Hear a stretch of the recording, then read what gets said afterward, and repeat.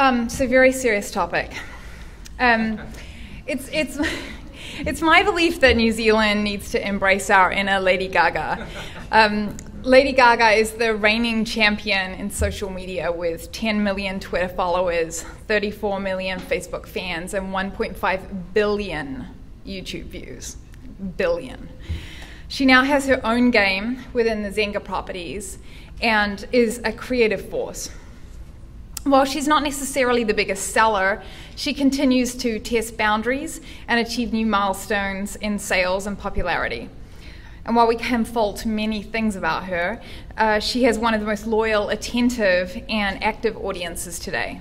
She also gets what many people in the music industry do not, and that is that being a pop star isn't about selling music anymore, it's about being a personality.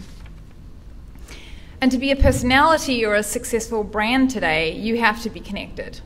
And Gaga has the most connected audience of all of us, one that is ready for every announcement, challenge, or invitation. And for me, someone who's an early adopter of social media, I have been pretty reluctant to use social media personally, but I'm really seeing a change of late. I know how to use most digital media tools for my clients, but it's just something that I haven't really wanted to mass adopt for myself. I think as Kiwis, this is something we can use. Facebook specifically, but social media more broadly, is rapidly becoming the highway of our generation. Just as highways transformed business and consumer behavior back in the day, I believe the superhighway, the information superhighway, is going to transform business today. We're seeing a meteoric rise in digital business success, from the recent mind-blowing sale of Skype, the biggest acquisition Microsoft's ever had, to the IPO of LinkedIn and the galactic takeoff of Groupon. But beyond the news is an evolution. SV Partners is a network here in New York that's monetizing the audience of Zynga properties and Pandora. They have a solid business model underneath their very buzzworthy PR. Groupon, who has a solid business model underneath the buzzworthy PR. And then the subscription model, we're seeing an evolution there with Hulu and Netflix and New York Times really creating business models off of digital connectivity. While we're still seeing inflated valuations, there are some real dollars behind these business models now, and a whole lot of connectivity and community. And what smart marketers like Lady Gaga are seeing and using is this new connectedness.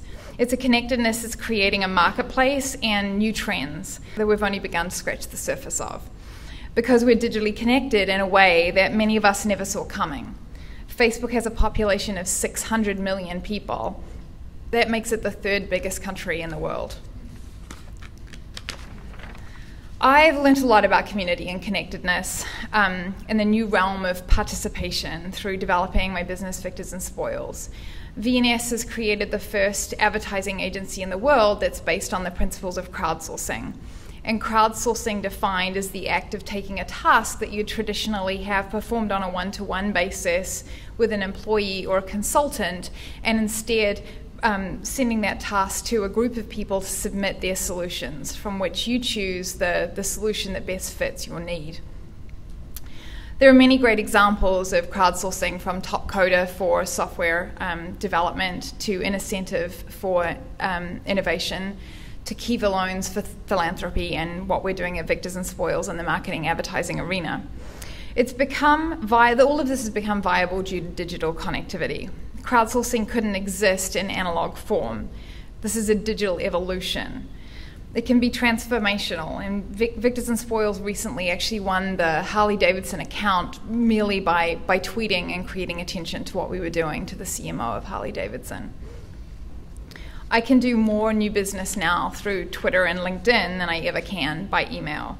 And I'm astounded as I watch my friends build their businesses through Facebook.